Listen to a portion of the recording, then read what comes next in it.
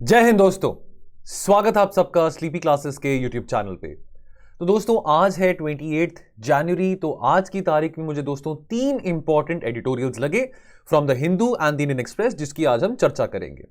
और दोस्तों जैसे कि आप जानते हैं हर एक एडिटोरियल के एंड में क्वेश्चन होगा, क्वेश्चन का आंसर आप एडिटोरियल पढ़ के इजिली कर सकते हैं।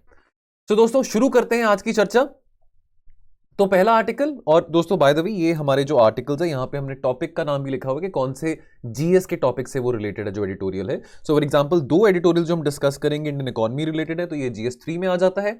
और एक एडिटोरियल जो है वो आपका जीएस 2 रिलेटेड है, जिसमें रोल ऑफ सिविल सर्विसेज जो टॉपिक आता है पॉलिटी एंड गवर्नेंस में।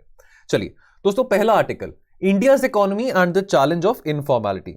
देखिए अब इनफॉर्मल जॉब्स होना बुरी बात है कि अच्छी बात है?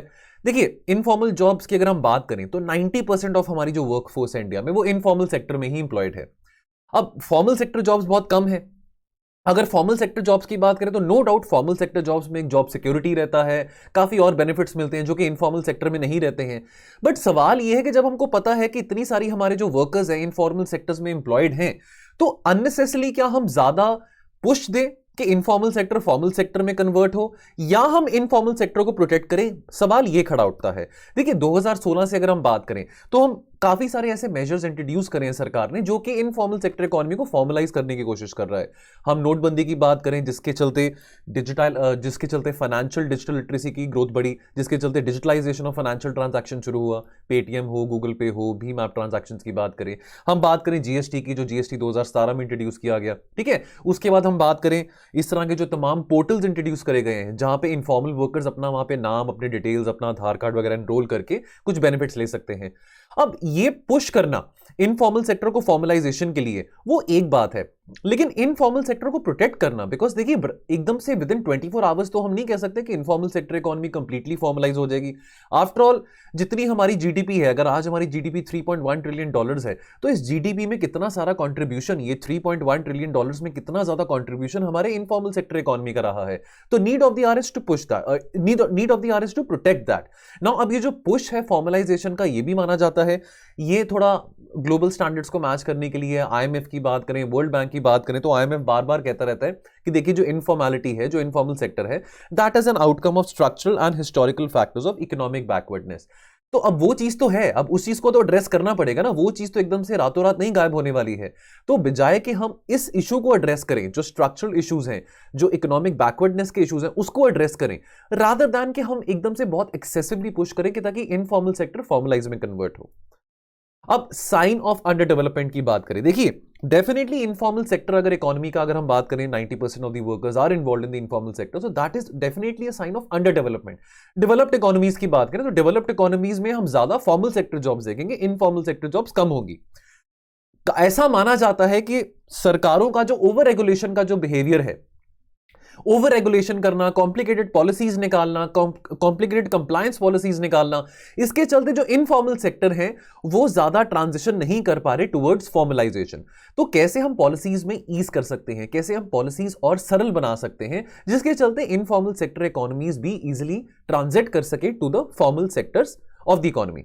नाउ इनफॉर्मेलिटी डिक्रीजेस जैसे इकोनॉमिक ग्रोथ बढ़ती है, लेकिन एकदम से इकोनॉमिक ग्रोथ अगर आज चलिए मान लीजिए हम 9.5% ग्रो करते हैं या 10% ग्रो करते हैं, तो ऐसा भी नहीं होगा कि एकदम से इनफॉर्मल सेक्टर खत्म हो जाएगा। आहिस्ता आहिस्ता से, यानी कि आज से 10 साल बाद, 20 साल बाद, तो जहां पे आज 90% of the workforce is informal sector में है, तो मे बी 10 साल के बाद वो 90% शायद 65% पे आ जाए, राइट? ऐसा नहीं होगा कि 10 सालों में बिल्कुल 0% हो जाएगा।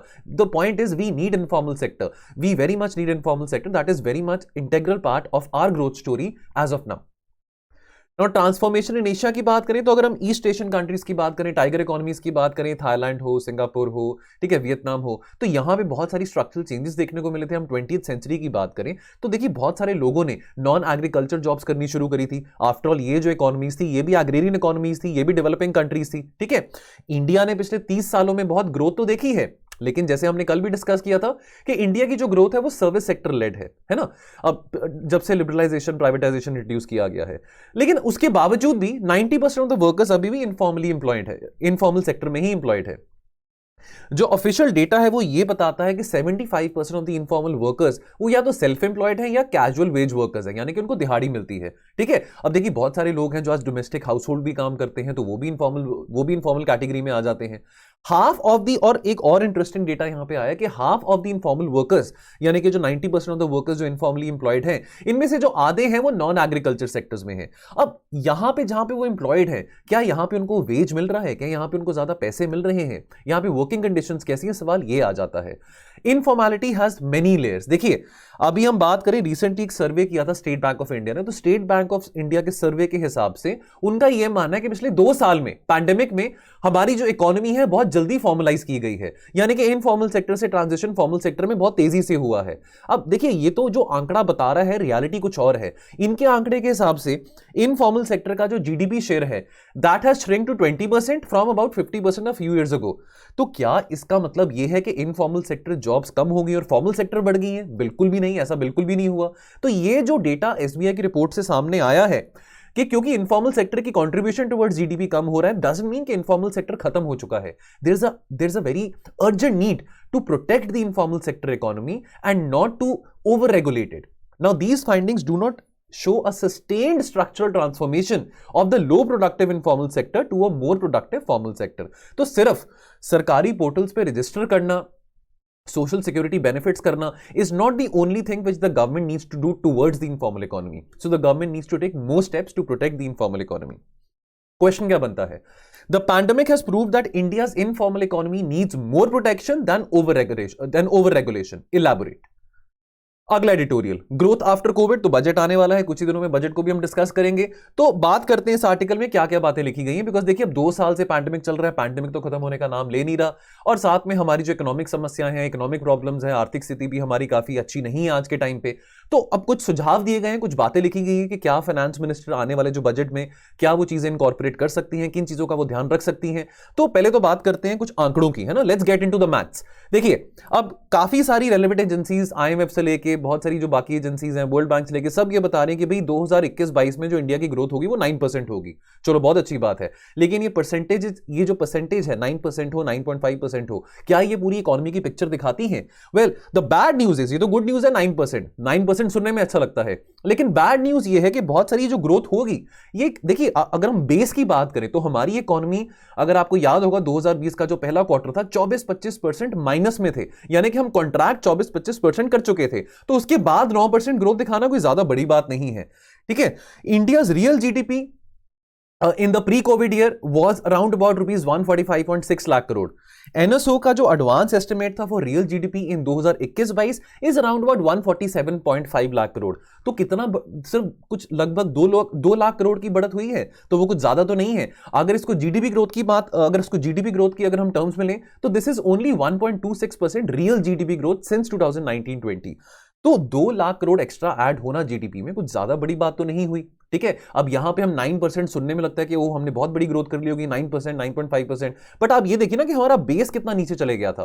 तो बिटवीन 2014 एंड 2019-20 की बात करें तो लगभग 6-7 सालों में जो हमारी एनुअल ग्रोथ रेट थी वो लगभग 7% थी।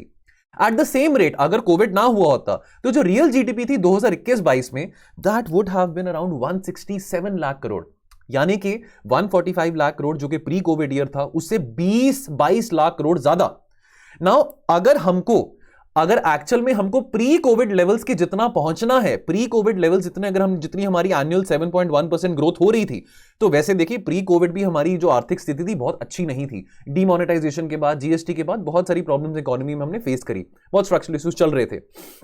तो अगर हम प्री पैंडेमिक लेवल्स तक जाना चाहते हैं तो उसके लिए आने वाले 5 सालों में हमको कम से कम 9.5%, 9.5% जीडीपी ग्रोथ देखनी होगी, नहीं तो हम प्री पैंडेमिक लेवल्स तक नहीं पहुंच पाएंगे। Components of the growth in GDP की बात करें, देखिए यहां पे 3 कंपोनेंट्स की बात की गई कि कौन से ड्राइवर्स हैं of the growth in GDP. पहला कंजम्पशन, उसके बाद गवर्नमेंट स्पेंडिंग, और तीसरा जो है इन्वेस्टमेंट्स या नेट एक्सपोर्ट्स। अब जो बिगेस्ट ड्राइवर रहा है from the last 8 years since 2014 वो रहा है गवर्नमेंट कंजम्पशन। ठीक है, तो ये ग्रो किया है एट 7% एनुअली। जो बाकी कंपोनेंट्स हैं एग्रीगेट डिमांड की, they have not been as efficient as the government consumption has been. तो जो इन्वेस्टमेंट की बात करें, देखिए हम बार बार बात करते हैं कि इन्वेस्टमेंट बहुत जरूरी है, कंजम्पशन भी बहुत जरूरी है। देखिए लोगों के जेब में पैसे होंगे, लोग चीजें बाय करेंगे तभी जीडीपी ग्रोथ होगा, है ना।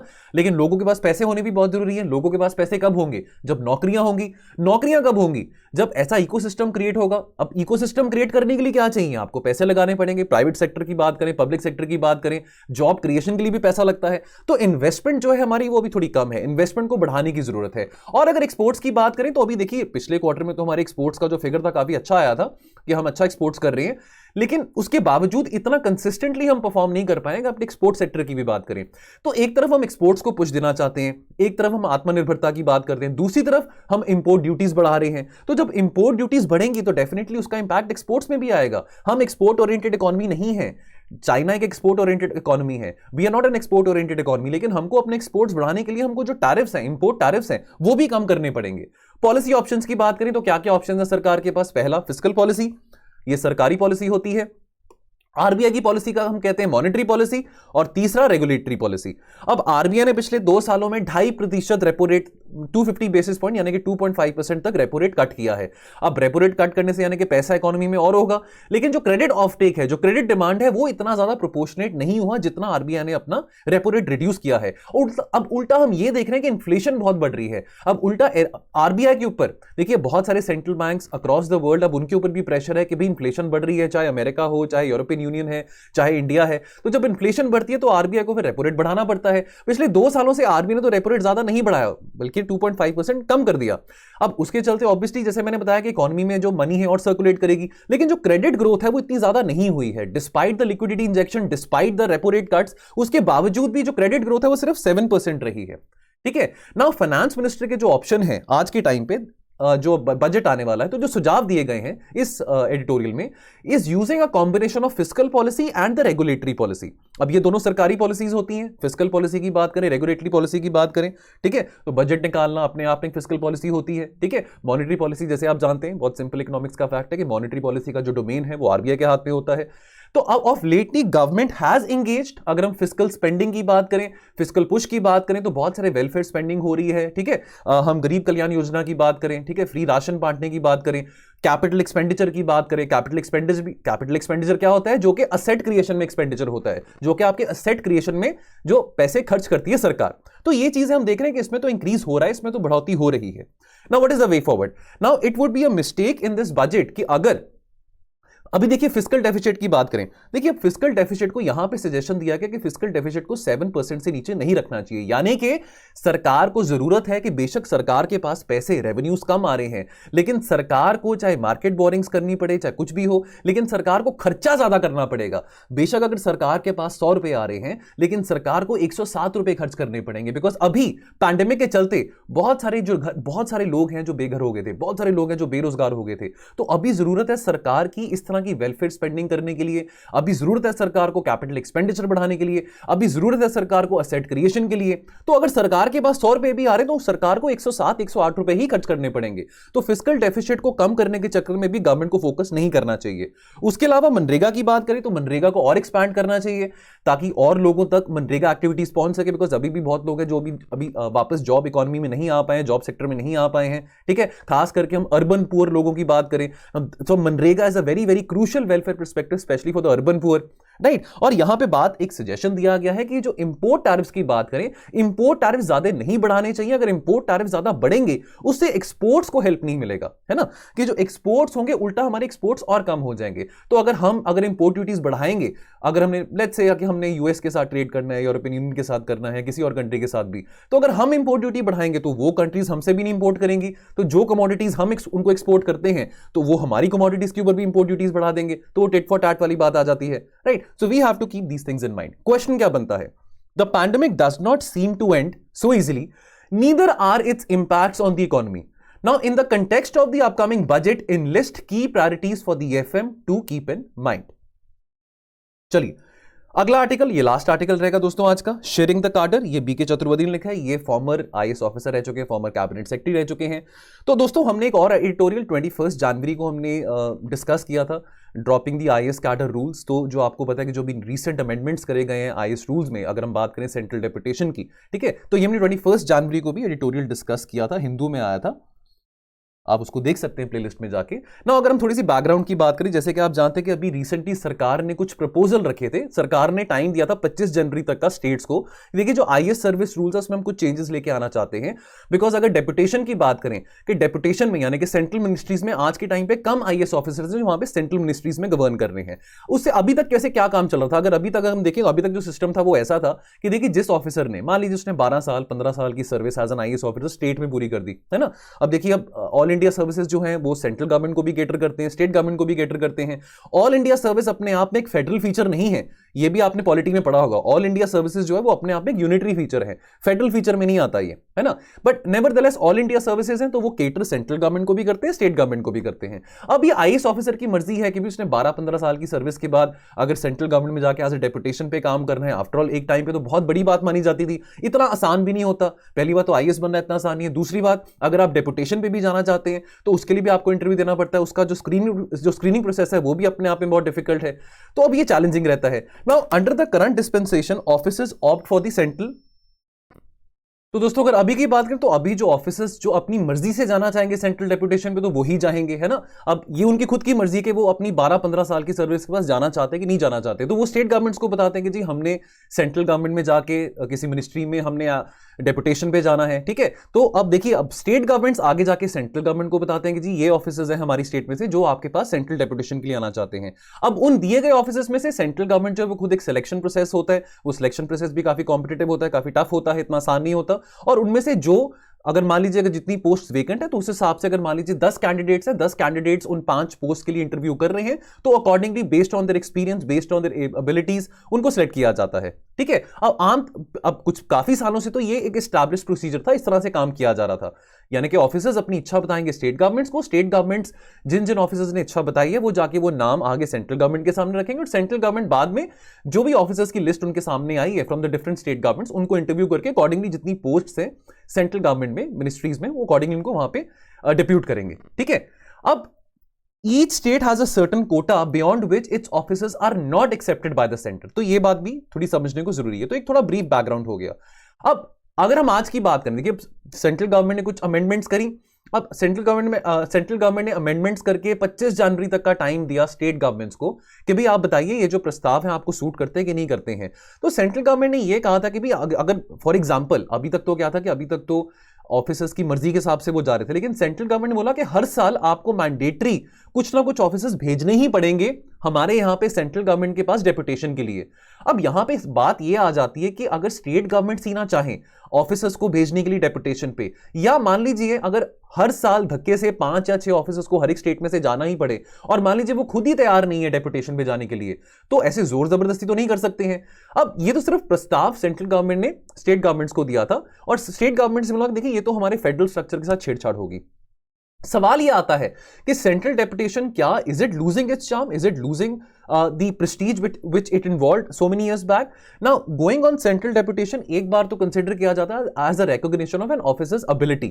Now generally जो total cadre strength है of the states is about 20 to 30% used to be on the central deputation, यानी कि पूरे देश की अगर हम बात करें जितनी भी स्टेट्स हैं तो पूरे स्टेट्स में से कंबाइंड जितने भी आईएएस ऑफिसर्स हैं उसमें से 25 से 30% है वो सेंट्रल गवर्नमेंट पे डेपुटेशन पे काम कर रहे होते थे। आज के टाइम की बात करें 2022 की बात करें तो currently less than 10% of the IAS officers are working in the various central ministries as far as central deputation is concerned from the total strength of the states. Now major reason for the non-availability is the comparatively better service conditions in the states. तो कोई भी change जो rules में करे जा रहे हैं, now this has to ensure कि ऑफिसर्स की कमी ना ही तो सेंट्रल गवर्नमेंट में हो ना ही स्टेट गवर्नमेंट में हो, है ना। अब ये भी नहीं हम चाहेंगे कि सेंट्रल गवर्नमेंट में बहुत सारे ऑफिसर्स आके काम करना शुरू कर दें तो कल को स्टेट गवर्नमेंट में ऑफिसर्स ही ना हो, आईएएस ऑफिसर्स ही ना हो, आईपीएस ऑफिसर्स ही ना हो। अब उसका फिर क्या नतीजा होगा? उसका नतीजा ये होगा कि जो स्टेट गवर्नमेंट्स हैं वो जो state public service commission exams हैं उसके चलते ज्यादा वैकेंसीज निकालेंगे, तो आईएएस का जो चार्म है फिर वो वहां पे और कम हो जाएगा, ठीक है। तो इस करके बैलेंस बना के रखना बहुत जरूरी है ताकि आईएएस ऑफिसर्स का जो स्ट्रेंथ है वो स्टेट्स में भी और सेंट्रल गवर्नमेंट में भी बराबर बना रहे। तो अगर यहां पे रिक्रूटमेंट की जो अगर हम बात करें, वैकेंसीज की बात करें, अगर वो बढ़ाने की भी नौबत आती है तो सेंट्रल गवर्नमेंट को वैकेंसीज भी बढ़ाने का कंसिडर करना चाहिए।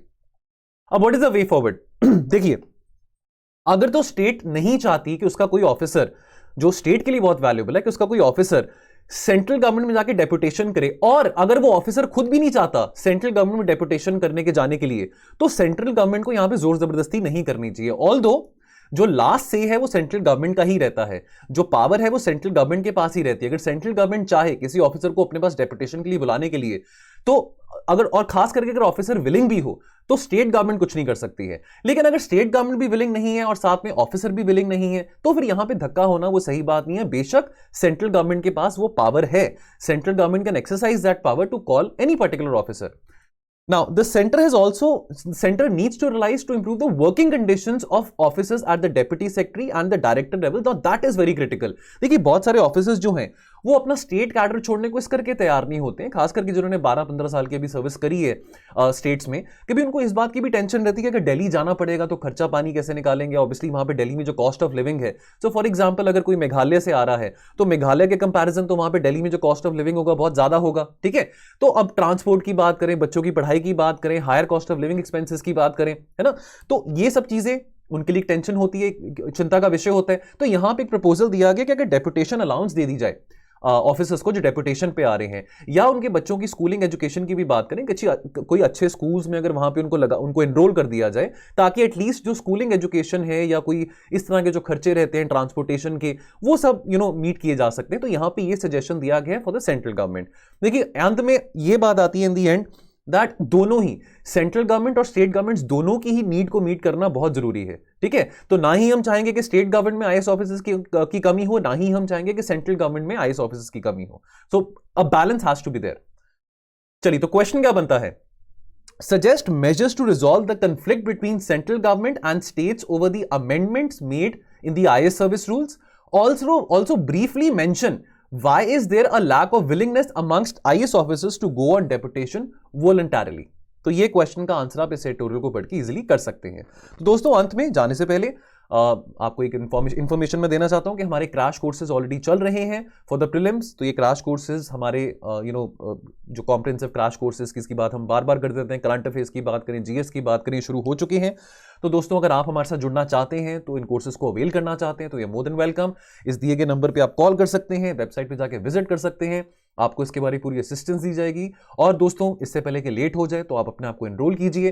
देखिए दोस्तों, एमसीक्यूज प्रैक्टिस करना बहुत जरूरी रहता है, तो इस करके हमने खास ख्याल रखा है इस चीज का कि हमारे क्रैश कोर्स में 28 मॉक टेस्ट भी रहेंगे, राइट। द ओनली वे कि आप अपना फियर ओवरकम कर सकते हैं प्रीलिम्स को ना क्रैक करने का, इज बाय प्रैक्टिसिंग मोर। तो आपको वो जो माइंड में रहता है कि मैं 2-3 नंबर से रह जाता हूं, 2-3 क्वेश्चन से रह जाता हूं, तो ये चीज ओवरकम आप करेंगे जितनी आप प्रैक्टिस करेंगे। तो अगर आप हमारे साथ जुड़ना चाहते हैं दोस्तों, मोस्ट वेलकम। ये क्रैश कोर्सेज के बारे में आप वेबसाइट पे जाके विजिट कर सकते हैं और इस पर एनरोल कर सकते हैं।